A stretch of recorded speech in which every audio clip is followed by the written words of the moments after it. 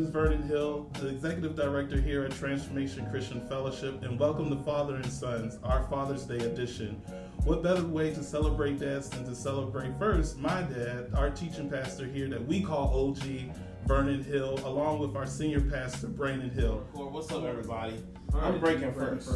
Yeah, I'm breaking first. All right. And I'm going against Dad, right? Yeah, we'll start with Dad first. Y'all get to see who's the will runner in the household. Okay, all right. Look at that shot.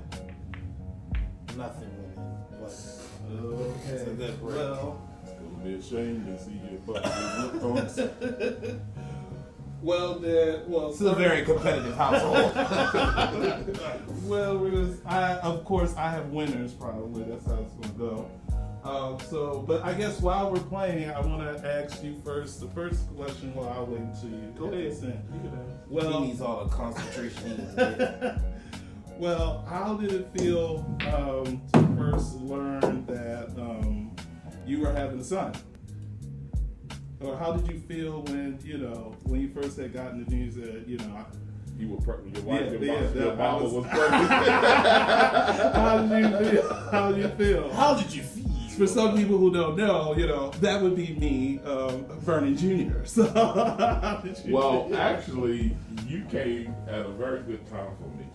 Uh-huh. I will have to say. While it was not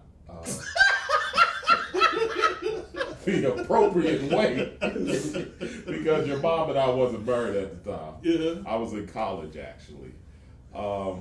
But the reason why I say you came at the appropriate time because your grandmother, my mother, had just recently died. Uh-huh. And I was in school at Loyola College, and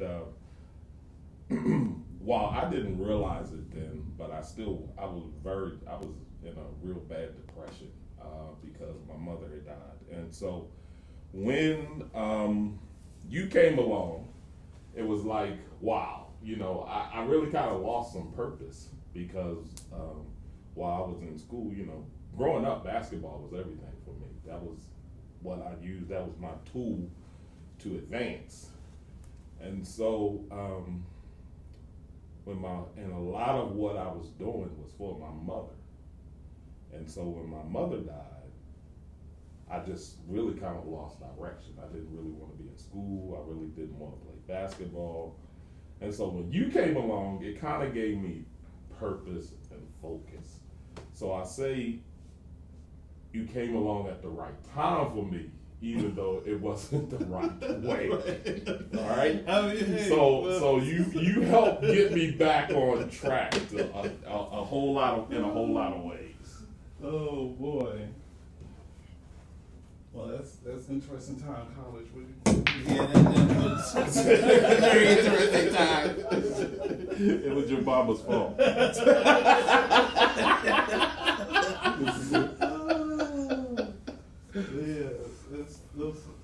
So with having this, the first child and things like that, what was something that you wanted to, I guess, values or Here we go. or things that you wanted as a father to instill very quickly in all of your children at this point?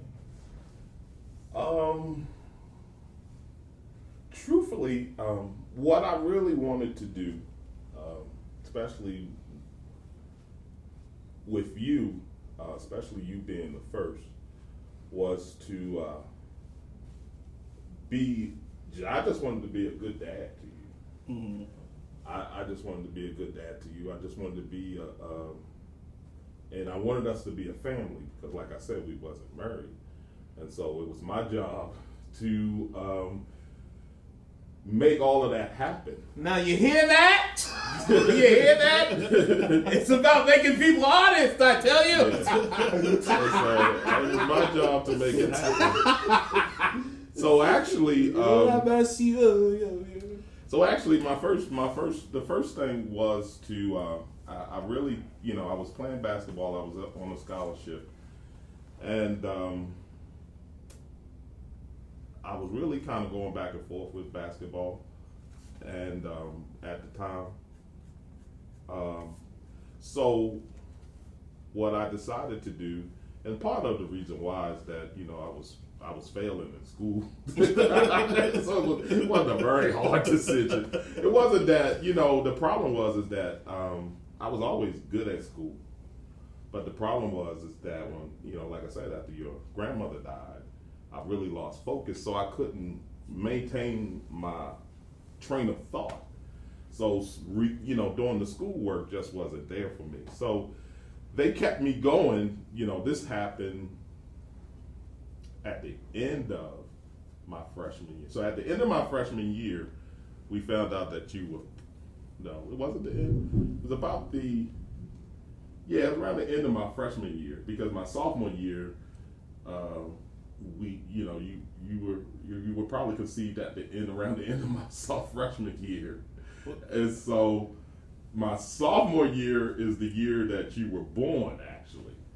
And so, but right at the end of my sophomore year, I came out of school. So at the end of my sophomore year, I came out of school, got a job, and that was the first thing. And so, and what's funny is my college coach, after I told him that, your mom was pregnant, he was like saying, well, you need to marry her. I was like, I am eventually, but I ain't gonna do that. He said, no, but you can marry her. He said, you would just be here and she would still be at home. I was like, look, my wife, not my wife, but my girlfriend, parents ain't going for that. I said, not granddaddy hard. I said, my girlfriend parents ain't going for that. I say they're gonna support. Oh man, I just missed that. I say they're gonna support us, yes. but we're not gonna do it that way. And I'm gonna marry her, but we're gonna do it the right way. All right. So once I came out of school, got a job. Was working for a little while and got some, built up a little money and established myself on the job. Then I proposed to your mom, and we were married in August 1990. No, I'm sorry, August 88. August 1888. So you were born in 86. My Lord. Okay. You were born in 86. I hope you know that date. Oh my God. Put it in the eye calendar. Yeah. It's getting up. No, I know the date. I absolutely know the date. Thank you. But you were born in 86, and so we got married in 88. And so that's Lord, ages are being put out there. So from that point on, we were always, the three of us, the first three, we were always together. From that point on, we were always together.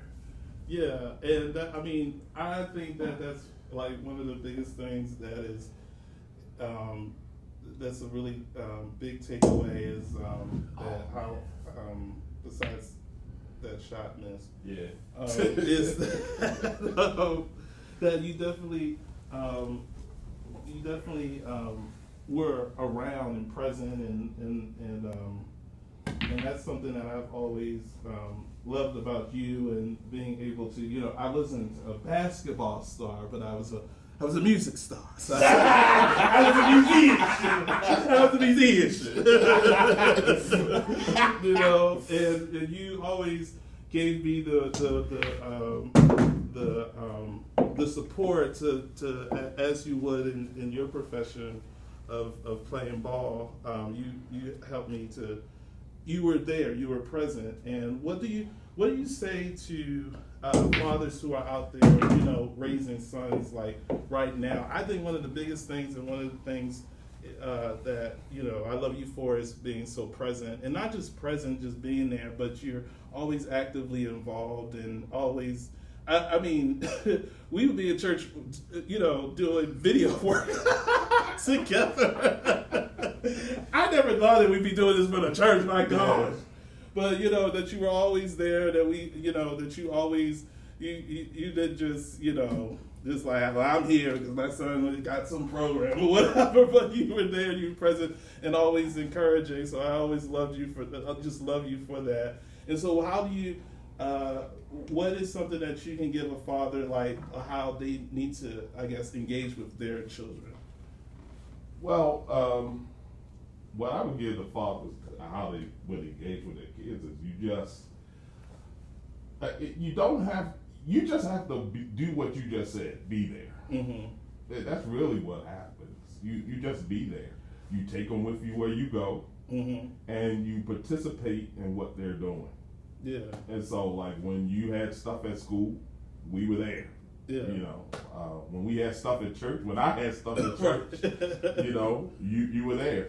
But actually, before we really got, whose shot is it? it's mine. Oh. Before we really see, like when you were born, you know, now, you know, we gotta rewind a little bit, because while we went to church, we weren't active in church. Right, yeah. Right? So so let it be known, you know, when you were first born, we went to church, but we weren't active in church. Right, yeah. Right? So we would go to church, but we wasn't really active. We wasn't active in ministry like we are now. Right. And so, you know, but we were always together. So I just wanted, for me, I just wanted to do some of the things, like my father. I have 6 brothers. I mean, not 6 brothers, but I have 3 brothers and 3 sisters. And so I am the 5th child. Mm-hmm. So my parents was a little older when I came along. Mm-hmm. And so my father didn't do a lot of, you know, sports and stuff. Like my father really didn't do no sports Right. at all with me. You know, my thing with my dad was we just went to church. Right. You know, Yeah. He was preaching and I was in the audience, you know, and Yeah. we just went to church. That's what we did together. And so, but I wanted to do stuff with my son that my father didn't necessarily do with me. And that would be like participate at stuff with school and have, you know, go, you know, have little, you know, teach them how to play basketball, even though that wasn't your thing. He was quite athletic.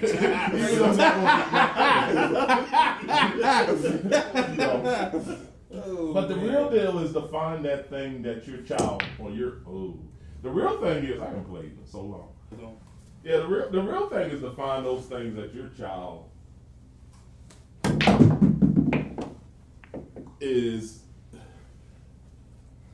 likes. You find the things that your child likes. You know, that's what really the scripture really talks about. Find the bent in your child, and then raise them up in those kind of areas. Find those things that your child enjoys, likes. It'll help them along. So, at an early age, you like playing drums. You know, you were banging on pots and pans. Yeah. And so then we got you a drum set. You know, and then after that, you went on and started, you know, like I really always wanted to be able. You see that? It don't matter. You still gotta come back, man. And so I'm the leaderboard. So, you know, I always wanted to be able to play the keyboard. My dad played the keys, and that's something I always really wanted to do. So I bought a keyboard to play, to try to get some lessons. Oh yeah. And so after a while, you know, I could put a melody together, but I couldn't put a chord in a melody together.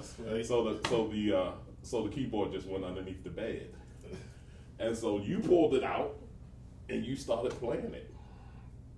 And I was like, wow. So your mother and I was really fascinated. Your grandfather was fascinated. And so that became the that became the area. That became the area that we just kept on pushing you towards, and because that's what you enjoy. Oh my gosh! So, I can't believe I just missed that. I can believe. I cannot believe I just missed that. So your question is, what do you tell young people about raising your kids. Find that thing that your kid is passionate about and just keep pushing them in that area. Yeah. Well, what were some of the things, Vernon, that you gotten from Dad as growing up? Like some things that you may have picked up on, that has inspired you. Well,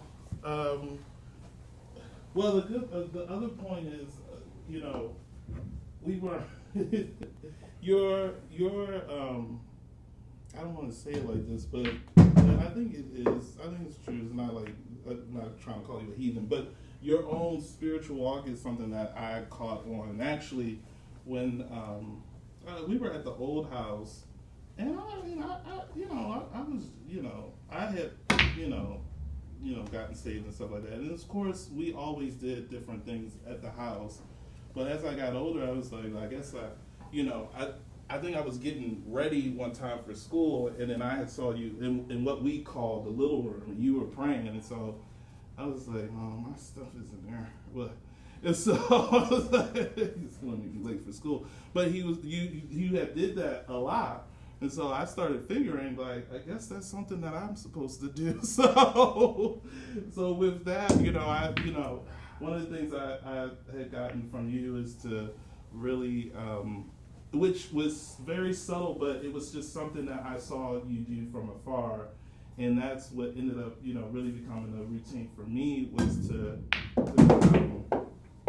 pray. So in the mornings, I was resorting to other, tactics because I couldn't use the little room, so I ended up using the bathroom to pray. So that's between bathrooms and closets. So I learned what I gained from you was like a personal relationship with God. Like prayer means something, or I guess this is a thing to do. It seems like he's very consistent with this thing. I think that's what I'm supposed to do. So I look up to and of course I look up to you, Dad. And so that was like, I guess it's something that I probably should do now that I'm older. So, but it's definitely benefited my life. But that your I guess growth, your faith walk and your growth became an inspiration where I was like, I guess that's something that I have to put in my routine. Don't you dare! Oh man, thankful that happened. How about you, Ray? I think for me is one, just understanding how to be a winner, because clearly he's about to lose. But anyway, I believe, in all seriousness, about Dad, one of the things I picked up on is, again, how he deals with people, and this, how he goes about dealing with people and being integrous. My dad is a man of integrity, but I notice how he deals with each, he'll let something escape by a little while, he notices it, or whatever like that, and then one day when you're in the kitchen, how's that coming along? I've been noticing. Question that I don't want to. I've been noticing. But one of the things is with Dad is just being integrous, and then how you deal with people. When good people can say good things about you and actually mean it, that goes a long way. Did you even call? Did you call? No, I did not call. But I knew that wasn't going in.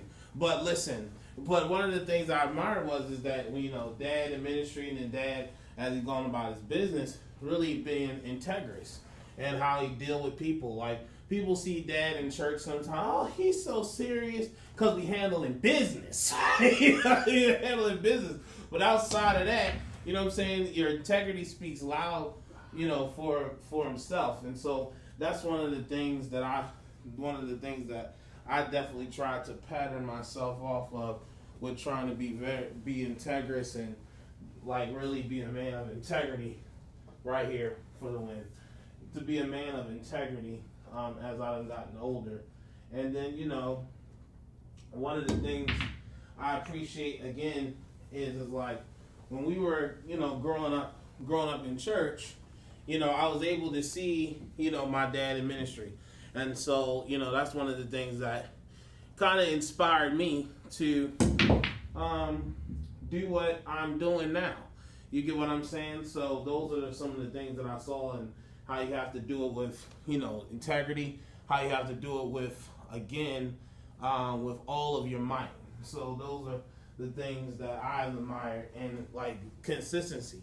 You know what I'm saying? I would see every Wednesday night, we weren't going nowhere. Where else we was gonna go? Right. You know what I'm saying? Where we were gonna go? Every Wednesday night, we would show up for prayer service, and it could literally just be us for prayer service. Nobody show up, and you know what Dad's gonna do? Conduct prayer service. Like, you know what I'm saying? Like, it's nothing. And that stuff, seeing that young, helped me in the position that I am in now. So those are the things that I'm calling this. Those are some of the things that I saw that helped me along the way. And so that's what I admired.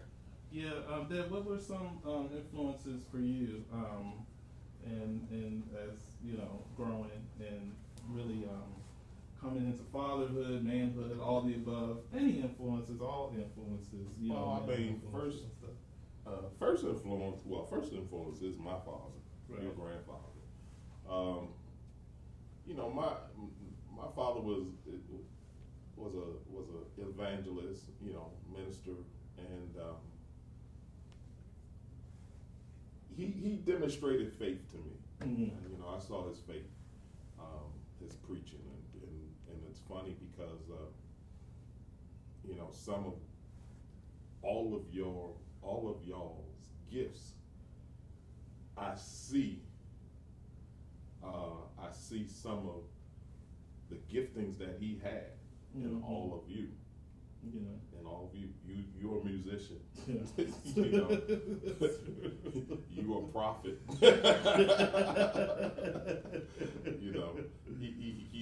He had those kind of giftings, and so I see some of those giftings in you. And so there's, and I'm not going to build my father up to be, a great saint. He's a saint to God. Yes, he is, but he had his issues and he had his faults and things of that nature. He taught me a lot. Mm-hmm. He taught me a lot. My father-in-law, great man of God, wasn't a preacher, but he really lived a life of sure enough integrity. So I knew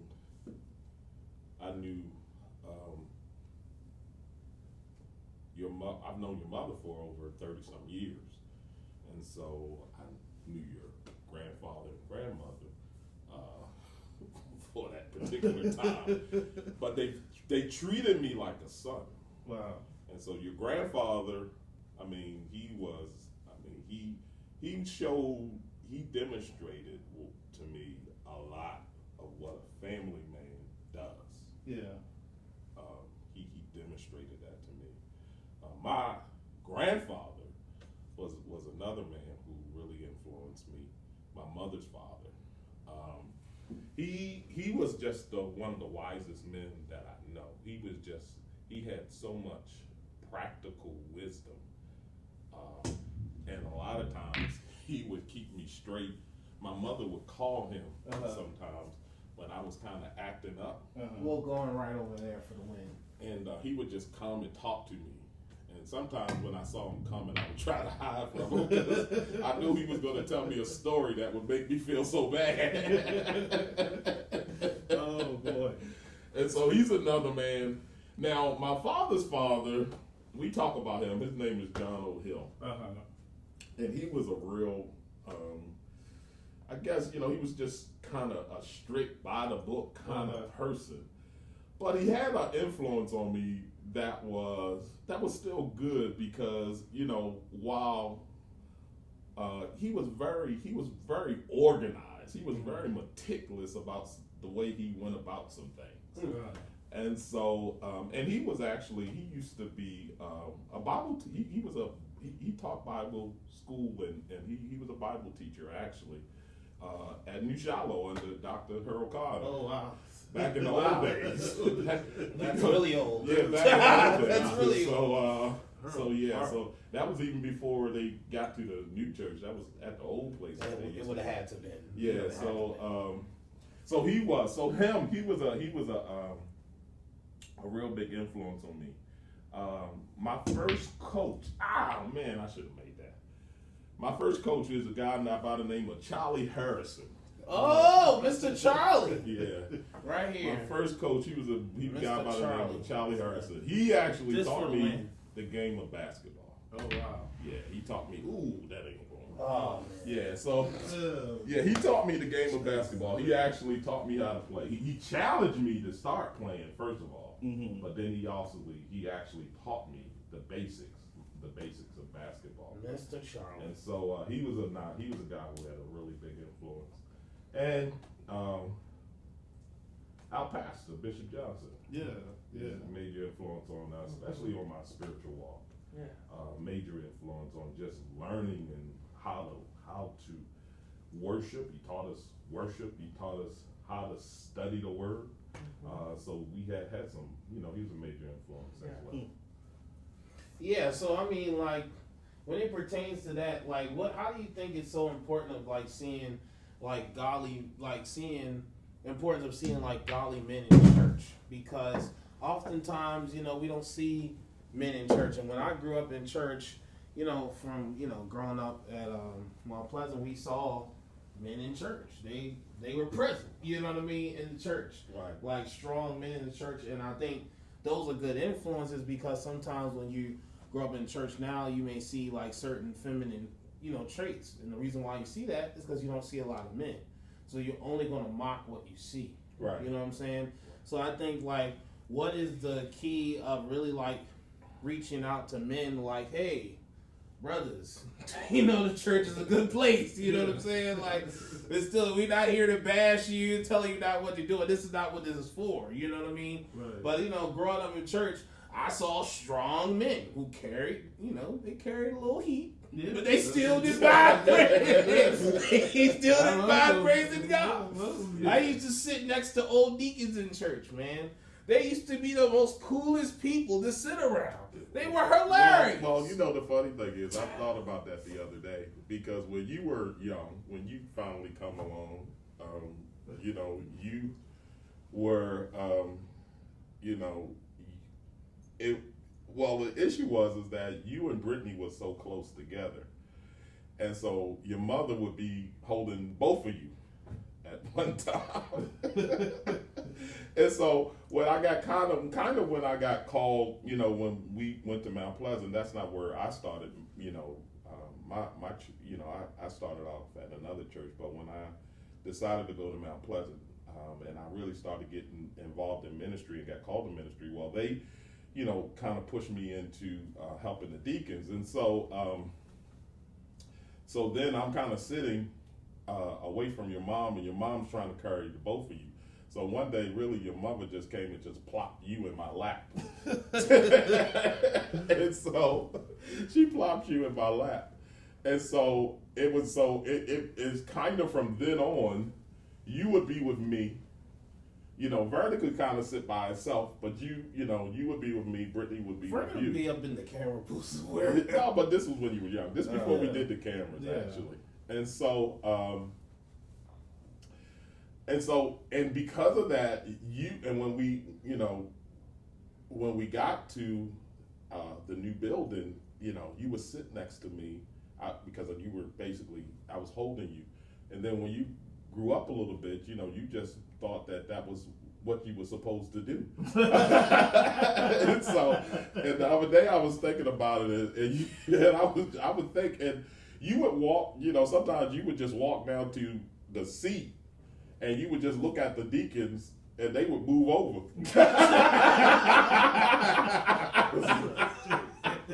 They would be like, because you talking about, you talking senior, these are senior deacons and too. So they would just kind of, you would walk over, you would just walk down and just look up at them, and they would be like, we have a deacon named Deacon Sproul. Deacon Sproul, love him. He's a great guy. He's 90 years old now. Yeah. Deacon Sproul. And that's so my guy. one day you walked down, and I hadn't gotten into the sanctuary yet, but you had just walked down to the seat, and Deacon Sproul was sitting kind of in the spot where we sat, And so Deacon Spool looked, and he said, so after service, Deacon Spool said, yeah, your boy came down, and he kind of looked up at me, and I said, oh, I'm sitting in this seat. So I moved over, and he climbed up in the seat. He said, oh, I'm sorry. So they started calling you Little Deke. Little Deke. They started calling you Little Deke because you every Sunday you would just come down, sit on the front row, and that you actually thought you owned that spot. And they gave it to you. Actually, they actually gave it to you. A sense of respect. So from a very early age,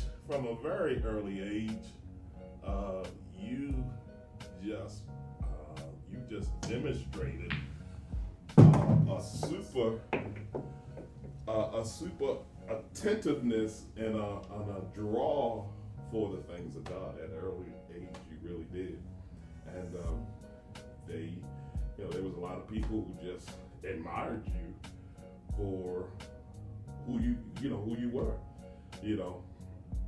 and then you went on and started picking up whatever you could use as a mic and decided that you wanted to preach. And so, corn pocket. Don't miss. Don't worry about that.